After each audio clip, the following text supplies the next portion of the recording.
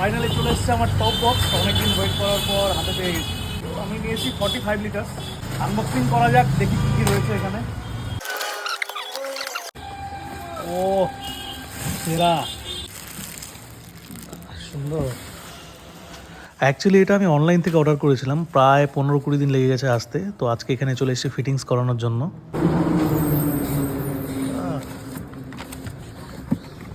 ব্যাকরেস্টও আছে, soft padding, OLA সুন্দর। রিফ্লেক্টরও দিয়েছে না, তারপর লক। এর বেস প্লেটটা বোধহয় নিচে আছে, এই যে বেস প্লেট পুরো রেডি। বেস প্লেট মোটামুটি রেডি। এদিকে দেখতেই পাচ্ছ অলরেডি কিন্তু টপ বক্স বসে গেছে, শুধু এখন রিফ্লেক্টর লাগাতে হবে।